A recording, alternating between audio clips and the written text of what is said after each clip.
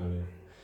주님이 우리와 함께 하시고 우리의 모든 것들을 인도하시며 또한 이 자리를 인도해 주심을 믿습니다. 아멘. 우리 옆에 분들과 우리 다 같이 축복하며 인사하겠습니다. 잘 오셨습니다. 잘 오셨습니다. 잘 오셨습니다. 오셨습니다. 여러분 한 주간 동안 우리의 시간 가운데 하나님이 개입하셔서 축복의 열매를 맺으시는 줄 믿습니다. 아멘. 그런데 우리가 축복의 열매를 맺으려면 어떻게 해야 되냐? 제가 말씀드렸지만 심어야 합니다. 심지 않은 데서 거두려고 하는 것은 도둑질하는 것이라 라고 예수님께서 말씀하셨습니다.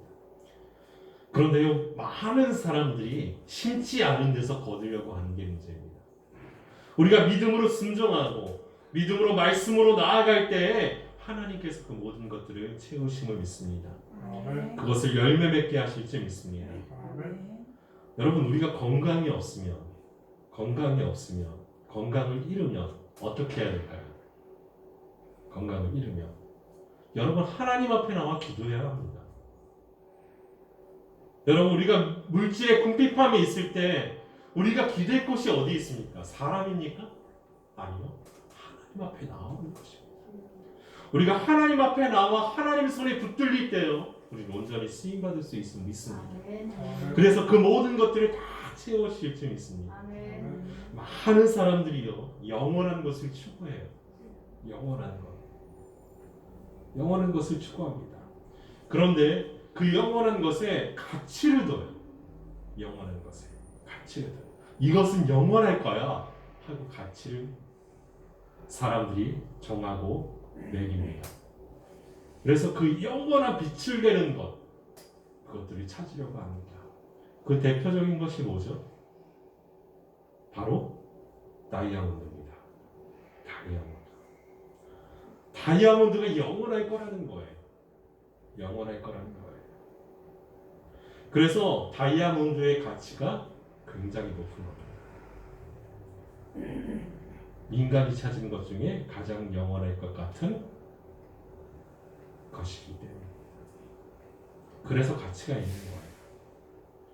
만약에 다이아몬드가 쉽게 깨지고 쉽게 부서지고 흔하다면 가치가 없습니다. 사람은요 그런 것들의 가치를 매기고 정하는 거예요. 영원할 것 같은 거. 그런데 다이아몬드가 정말 영원할까요? 아니요. 다이아몬드도 예전에는 하나의 돌덩이였습니다. 탄소 덩어리였다는 거. 그렇듯이요. 언젠가는 다 없어지고 영원할 것 같지만 영원하지 않다는 거. 그리고 우리는요. 영원할 것 같이 생각하는 게 너무 많이 있어요. 뭐가 있죠? 물질입니다. 쉬운 말로 돈이에요. 돈은 영원할 것 같아요. 그래가지고 우리에게 많은 혜택을 줄 것 같아서 돈을 많이 법니다. 많이 벌어요. 열심히 노력했어요. 열심히 싸우고 노력하고 열심히 일해서 돈을 벌어요. 그리고 권력 영원할 것 같아요. 권세도 영원할 것 같아요. 시간 이 모든 것들이 영원할 것이라고 생각하고 더 많이 모으려고 하고 더 많이 얻으려고 하는 거예요. 그런데 이 세상의 모든 것은 영원하지 않습니다. 영원하지 않아요. 물질도 그렇고요. 권력도 그렇고요. 권세도 그렇고요. 시간도요. 영원하지 않습니다. 뭐 앞에서 영원하지 않을까요? 바로 죽음입니다. 죽음. 여러분 죽음 앞에는 장사가 없습니다. 지금 전 세계는요. 코로나19로 인해서 큰 고통과 아픔과 슬픔과 고통을 당하고 있어요. 어려움을 당하고 있어요. 그런데 이 코로나19는 반드시 극복될 겁니다. 아멘? 아멘. 반드시 극복될 거예요. 언제 그랬냐는 듯이 이겨낼 것이 뻔합니다. 뻔해요. 그럼 우리들이 그 모든 어려움과 고통, 바이러스와의 전쟁에서 승리를 한다고 해서 우리가 죽지 않을까요? 죽습니다. 죽어요. 인간은 언젠가 죽어요. 예전에 도깨비라는 드라마에서 그러더라고요. 9살 여자아이 앞에 저승사자가 딱 서가지고 그런 말을 하더라고요. 저는 아직 9살밖에 안 됐는데요. 라고 꼬마이가 말하니까 저승사자가 이렇게 말하더라고요. 99살도 죽고 9살도 죽고 갓난아이도 죽는다. 여러분, 죽음 앞에는 장사가 없어요. 그래서요, 어떤 사람이 그 죽음을 이기고 영원히 살려고 자기 사신을 보내죠. 사신을 보내죠. 중국 춘추 시대, 여러분, 중국 춘추 전국 시대 여러분 많이 들어보셨죠? 중국의 춘추 전국 시대. 그 춘추 전국 시대가요 500년 동안 있었대요. 500년 동안. 그래서 싸움을 아주 격렬하게 했다고 해요. 그 500년 동안. 그런데 그 춘추 전국 시대를 통일했던 왕이 있습니다. 그 왕이 누구냐면 중국 진나라의 36대 왕. 진나라의 첫째 왕이 아니에요, 여러분. 우리는 잘못 알고 있어요. 진시황이 진나라의 첫 번째 왕이다라고 알고 있으신 분들이 있는데요. 진나라의 36번째 왕이에요, 진시황은. 그 진나라의 36번째 왕, 진시황이라는 사람이 바로 중국을 통일합니다. 춘추전국 시대를 통일하는 겁니다. 그래서요, 그 진시황이 어떤 것을 만듭니까?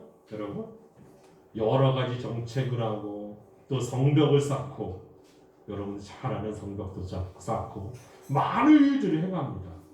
그가 가지고 있는 부는요, 이 세상의 모든 값진 것을 다 가지고 있었다고요. 그리고 권세, 권력 어마어마했습니다.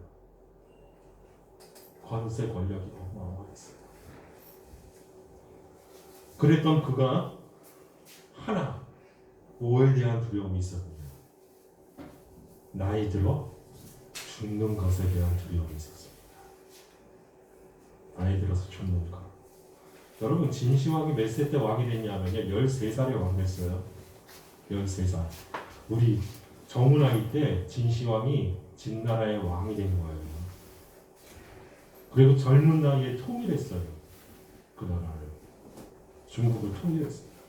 그런데 자신이 힘이 없어지고 나이가 들고 하는 모습을 보면서 나를 영원히 살 수 있게 뭐를 가지고 오라고 하느냐? 바로 불로 장생할 수 있는 약을 가지고 와라. 그런 명령을 내려요. 그래서요, 그 명령을 받은 사람 중에 서복이라는 사람이 어디까지 왔느냐? 저희 나라 제주도까지 왔대요. 제주도까지. 그리고 중국 그 책에 보면은 이 사람이 일본까지 갔다 라고 되어 있더라고요. 일본까지도 갔다. 여러분, 진시황이 늙지 않고 죽지 않는 약을 찾고자 했는데요, 만족했느냐? 만족하지 못했어요. 44살이 됐는데요, 약을 구해오겠다는데 구해오지 못했어요. 수많은 보물과 소년, 소녀, 그리고 3,000명이 한 배를 타고 여러 군데를 돌아다녔으면요, 불로 장생할 수 있는 약을 구하지 못했어요. 신비한 약을 바랬던 진시황은요, 효용 있다는 약, 이것을 먹으면 괜찮아져요 하는 약을요 먹고 식물을 먹고 하면서 건강해지길 바랬지만요, 건강해지지 않았어요. 그래서요, 이런 법까지 만들었대요.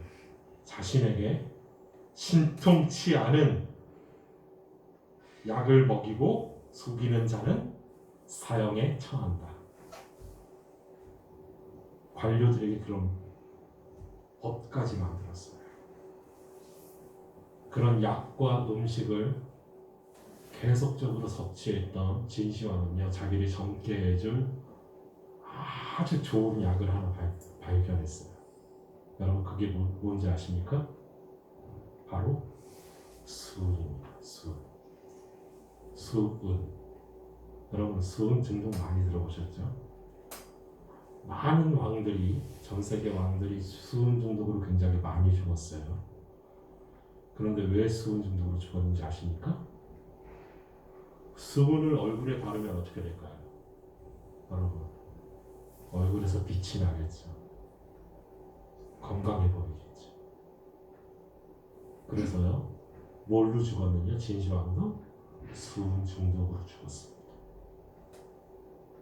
불로장생을 원했지만요, 수은 중독으로 자신의 삶을 마감합니다.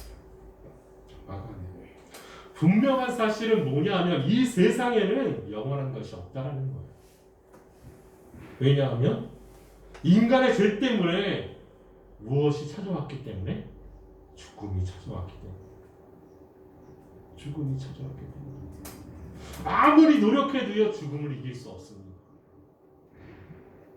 몇 주 전에 그런 신문 기사가 났죠. 저희 나라 어떤 분이 돌아가셨는데 그 아들이 매덕을 투자해서 냉동인간을 만들어서 냉동 창고에 집어넣었다고 하죠. 그런 기사를 읽었어요. 아유, 어마어마해요. 그런데 냉동인간을 만들려면 어떻게 해야 될까요? 몸 안에 있는 수분을 다 빼내야 된답니다. 몸 안에 있는 수분. 그래서 냉동인간을 만들어야 돼요. 왜냐하면 미래에는 우리 어머니 고쳐줄 수 있으니까. 우리 어머니 살릴 수 있는 기술이 있을지 모르니까. 냉동인간을 만들어서 보관 중입니다. 여러분 죽음을 피할 수 없어요. 죽음을 피할 수 없어요. 미래에 그분을 살린다고 해서 그분이 죽지 않을까요? 또 죽겠죠. 두 번 죽이는 거예요. 아무리 많은 것을 가지고 있어도요, 제대로 관리하지 못하고 낭비를 하면 언젠가는 고갈이 돼요. 여러분 우리가 타고 다니는 자동차의 연료, 휘발유 고갈이 될까요? 고갈되지 않을까요? 고갈됩니다. 없어질 거예요. 그런데요, 요즘 사람들 어떻습니까? 휘발유 값이 싸지고 기름값이 싸지니까 자동차에 기름을 조금씩 집어넣었던 분들도 많이 집어넣으세요. 쌀 때 많이 써야 된다. 쌀 때 많이 넣어야 된다. 낭비 앞에 풍요란 없습니다. 바로 둘째 아들 인생에서요, 문제는요, 지금 당장은 재물이 있고 자신을 따르는 친구들이 있지만 이런 것들도 오래가지 못한다는 겁니다. 오래가지 못한다는 거예요. 잠시 있다가 다 사라지게 될 것들이라는 거예요. 사라지게 될 것이라는 거예요. 그런데 그때가 비로소 찾아왔어요. 14절에 다 없애루 그 나라에 크게 흉년이 들어 그가 비로소 궁핍한지라. 둘째 아들이 궁핍하게 된 이유는요, 그 나라에 큰 흉년이 들어서 그렇게 됐다 말하시는 분들이 있는데 그게 아니에요. 흉년이 들었다고 해서 다 궁핍한 것이 아닙니다. 여러분 요셉을 보세요. 요셉이 애굽의 노예로 팔려갔을 때 그 감옥에서 바로의 꿈을 해석하죠. 바로의 꿈을 해석을 해요. 7년 풍년이 올 것이고 그 이후에 그 풍년을 잊어버리게 할 만큼 어마어마한 7년 흉년이 올 것이다. 그래서 그때 바로가 누구를 총리로 세워요? 그 모든 것을 관리하는 요셉을 애굽의 가장 높은 총리로 세워요. 그래서 온 땅에 흉년으로 굶주리고 고생할 때 애국뿐만 아니라 그 주위의 모든 나라들이 고생할 때 바로와 그의 나라 풍요로웠을까요? 풍요롭지 않았을까요? 그 어느 때보다 풍요로웠습니다. 이삭도 보세요. 이삭이 가나안에 큰 기근이 있었어요. 이삭이 살고 있던 아브라함의 아들 이삭이 살고 있던요 가나안 땅에 큰 어마어마한 기근이 찾아왔어요. 그런데 창세기 26장에 보면요 뭐라고 나오냐면 그때예요.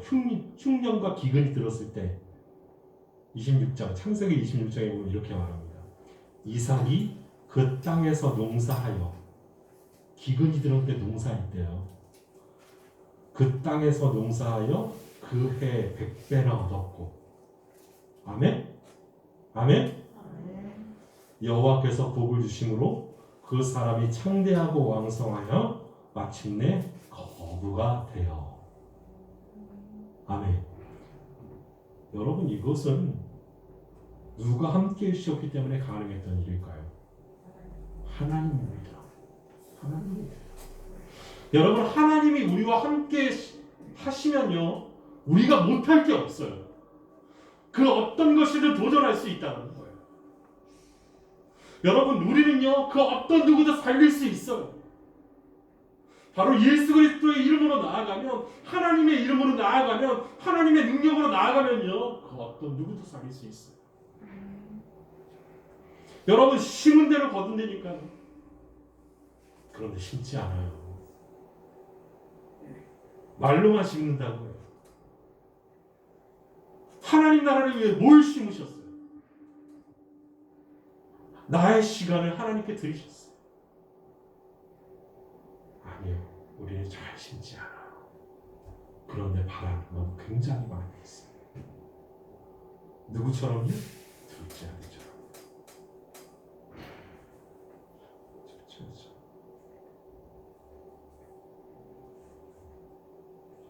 한국교회가 코로나19로 인해서 많은 걱정을 합니다. 이 사태 때문에 많은 걱정을 해요. 이 사태로 인해서 심각한 궁핍이 어디에 올 거다? 한국 교회에 올 거다라는 거예요. 그런데 이것이 현실화되고 있어요. 그럼 제가 아는 대형 교회에 예배를 회복했습니다. 대형 교회가 예배를 회복했어요. 제가 아는 대형 교회, 잘 아는 대형 교회 목사님이 회복했는데, 그래서 예배 회복의 날이라고 해서 예배를 드리셨대요. 예배 회복의 날이라고 해서. 그런데 성도들이 다 나왔을까요? 다 나오지 않았을까요? 다 안 나왔습니다. 몇 퍼센트가 나왔을까요? 3분의 1, 약 33% 정도. 그래서 그것 때문에 교회에 흉년이 들고 궁핍하고 기근이 들어서 정말 그 모든 것들을 다 빼앗길 것이다 라고 말해요. 절대적으로 기독교 인구가 감소할 것이라는 거예요. 그런데 여러분 그 흉년과 기근을 견딜 수 있는 힘이 있으면 궁핍하지 않을까요? 궁핍하지 않을까요? 궁핍합니다. 궁핍해요. 외적인 문제가 궁핍이라는 심각한 문제를 가져다 주는 것보다 더 심각한 문제가 있어요. 그게 뭐냐? 영적인 궁핍이에요. 영적인 궁핍, 영적인 빈곤, 영적인 가난함. 여러분 코로나19요. 이때 우리 교회가 해야 될 것이 뭐냐면 하나님 앞에 엎드려서 기도하는 거예요. 집에서 기도하는 거예요. 어디 가든지 하나님 앞에 기도하는 거예요. 이 기도를 잃어버렸어요. 기도를 잃어버렸어요. 여러분 신학교 때 한 친구가 신학교 같이 다닐 때 한 친구가 저한테 이렇게 말하더라고요.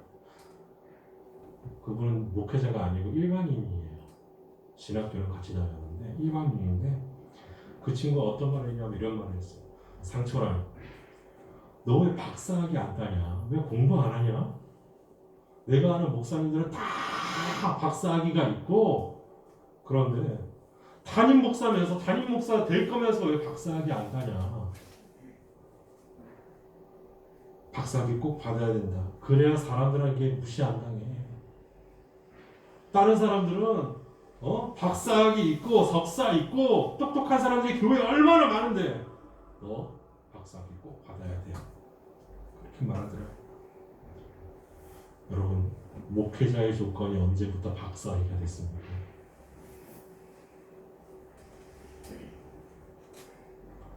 목회자의 영성이 어디 있느냐?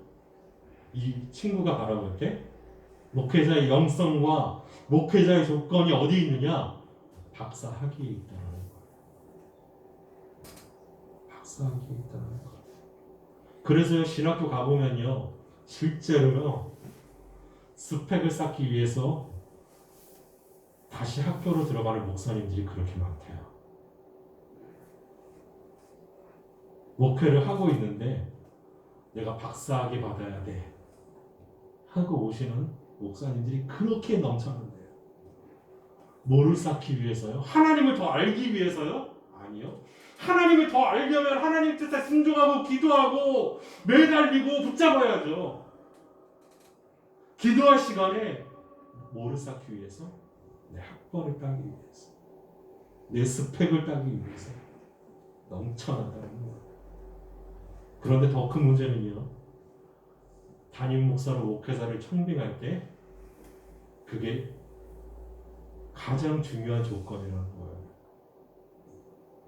어떤 교회 갔더니 그렇게 소개하더라고요. 목사님, 우리나라에서 가장 좋은 학교에서 박사 학위를 받은 목사님을 초빙해서 너무 좋다고. 그 교회 장로님이, 저는 솔직히 말해서 충격 중에 충격이었어요.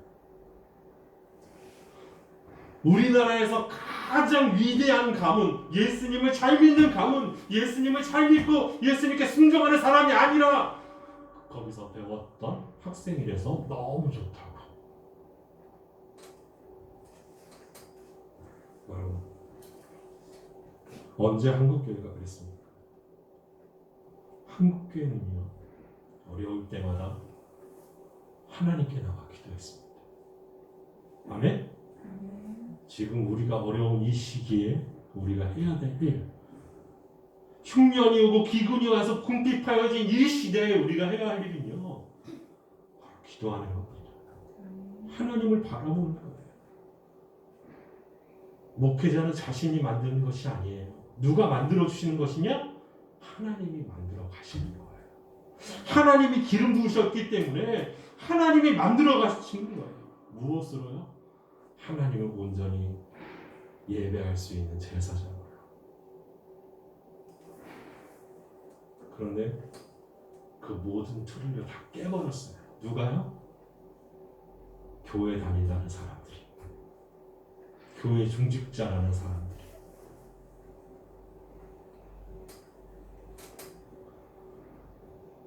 목회자는 성도들을 위해서 기도하고 또한 그들이 잘 되길 기대하고 기다리는 그런 사람이에요.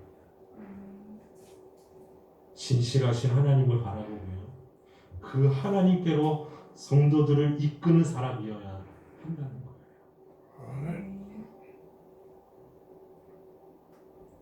한국교회는 분명하게 심각한 궁핍이 올 것입니다. 그것이 하나님을 떠난 교회의 모습이기 때문입니다. 아버지의 품을 떠나 타국에서 허랑방탕하게 아버지로부터 받은 재산을 낭비했던 둘째 아들이 피폐해졌어요. 먹을 것조차 없게 됐어요. 먹을 것조차. 그래서 그 기아 들러나가서 뭐를 치는 일을 하느냐? 돼지 치는 일을 합니다. 돼지 치는 일. 저는 그의 인생이 비참해졌다고 생각해요. 그런데 비참한 것은요, 그 사람이, 그 둘째 아들이 돼지 치는 일을 하기 때문에 비참한 것이 아니에요. 돼지 치는 일이 돈 많이 버는 직업이 아니기 때문이 아니에요. 객지에 와서 힘들게 살기 때문이 아니라는 거예요. 뭐 때문에 비참하게 되느냐? 그가 비참한 삶을 살게 되느냐? 하나님이 허락하시지 않은 일들을 하는 거예요. 여러분, 하나님이 허락하지 않으신 일들을 하면요, 비참한 삶을 삽니다. 비참한 삶을 살아요. 그럼 하나님이 우리에게 허락하신 삶이 뭘까요? 하나님이 우리에게 원하시는 삶이 뭘까요? 거기에 대해서 깊이 고민하고 기도하고 그 말씀을 붙잡고 나아가야 된다는 거예요. 둘째 아들은요, 돼지 치는 일을 해요. 그 돼지 치는 일은요, 유대인에게 돼지는요, 부정한 짐승일까요? 부정하지 않은 짐승일까요? 부정한 짐승입니다. 유대 땅에 돼지 치는 사람이 없습니다. 돼지 고기를 먹지도 못합니다. 둘째 아들은요, 솔직히 아버지 집에 있을 때 돼지를 보지도 못했을 거예요. 그런데요, 부정한 짐승이라고 하나님이 말씀하신 돼지 치는 일을 해요. 돼지 치는 일을 해요.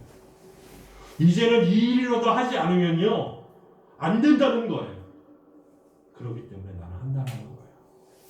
자기 합리화해요. 이자의 가를 형편이 아니라는 거예요. 우리의 삶이 그래요.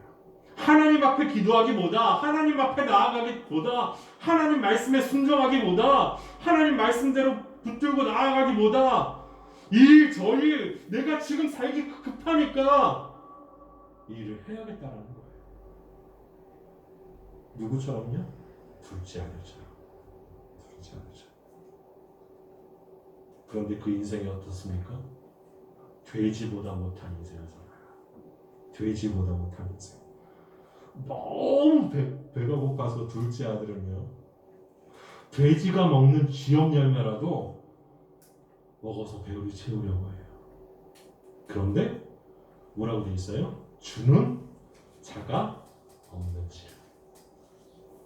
그게 뭡니까? 여러분, 돼지 먹는 쥐염 열매도 주는 자가 없었다는 것은요, 돼지에겐 줘도 너에게는 줄 수 없다라는 거예요. 돼지보다 누가 더 못한 인생이에요? 이 둘째 아들이 더 못한 인생이 되었다는 거예요. 여러분, 하나님 품을 떠나, 아버지 품을 떠나 이 아들은요, 사람들에게 멸시를 받고 천대를 받고 무시를 당하고 조롱을 받게 되었다는 거예요. 한국 교회가 한국 사회로부터 멸시를 받고 천대를 당하고 무시를 당하고 조롱을 받는 것은요, 누구를 떠났기 때문이다? 하나님을 떠났기 때문이에요. 만약에 예강교회가 멸시를 받는다, 천대를 받는다, 이 지역사회에서 천대를 받고 멸시를 받는다면 우리가 누굴 떠난 거예요? 하나님을 떠난 거예요. 여러분, 하나님을 떠난 인생이 그런 인생이에요. 겉으로는 잘 되어 보여요. 잘 가는 것 같아요. 부자의 삶을 사는 것 같아요. 행복한 삶을 사는 것 같아요. 그러나 실상은 그를 멸시하고 부정하고 무시하고 조롱한다는 거예요. 여러분, 우리는 어떤 모습으로 살아갑니까?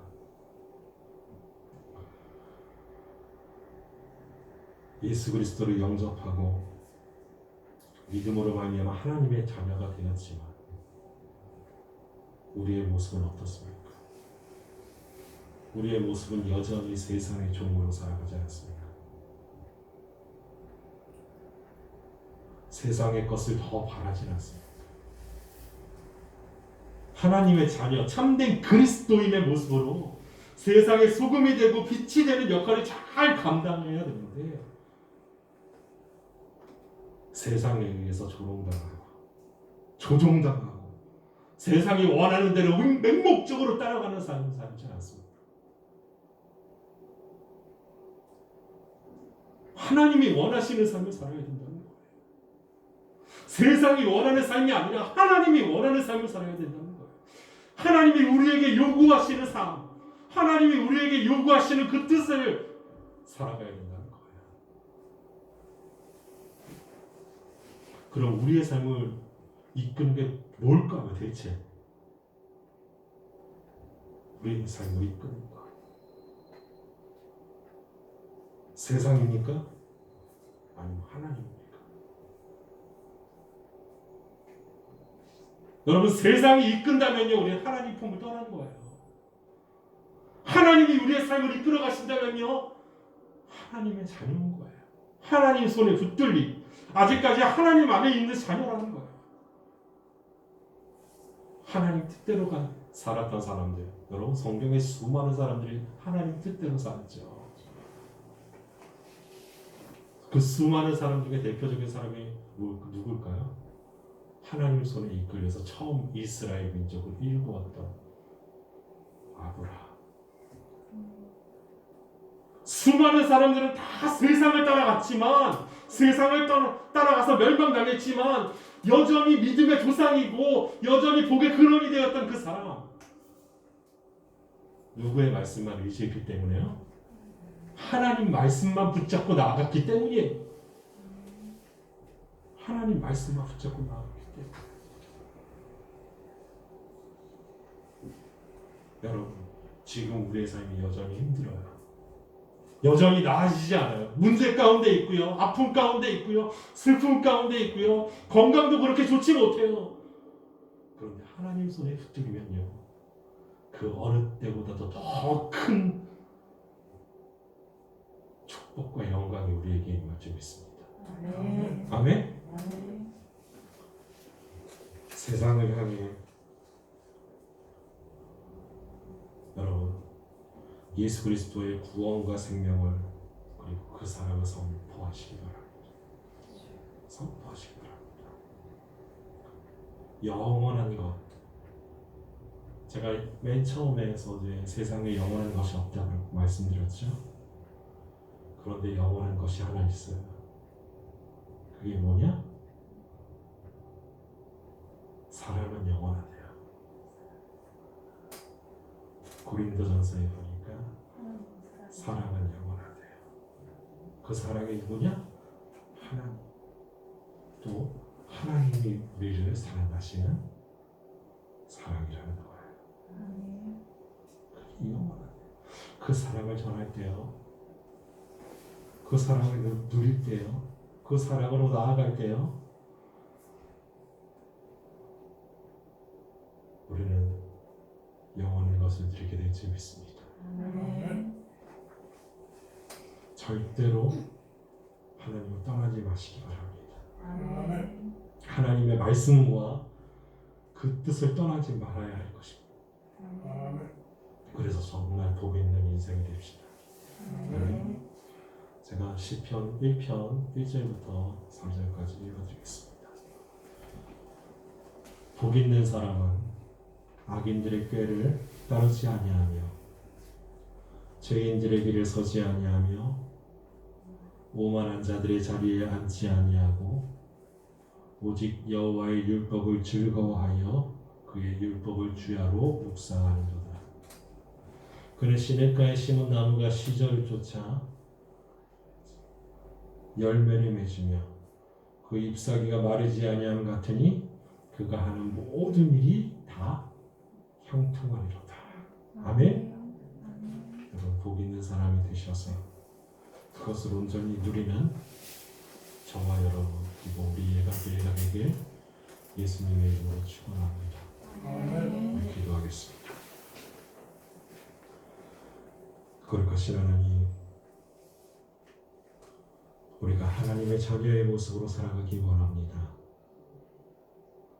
우리가 하나님을 떠난 자녀가 아니라 하나님 품에 있는, 하나님 안에 있는, 하나님 손에 붙들린 그런 자녀가 되기 원합니다. 그래서 온전히 하나님의 사랑과 구원을 이루어 나가는 귀한 저희들의 삶이 될 수 있도록, 사명자의 삶으로 정말 모든 것들을 이루어 나가는 삶이 될 수 있도록 주님 인도하여 주시옵소서. 아멘. 하나님을 모신 복 있는 사람이 되어 그것을 온전히 누리게 하여 주옵소서. 아멘. 예수님의 이름으로 기도합니다.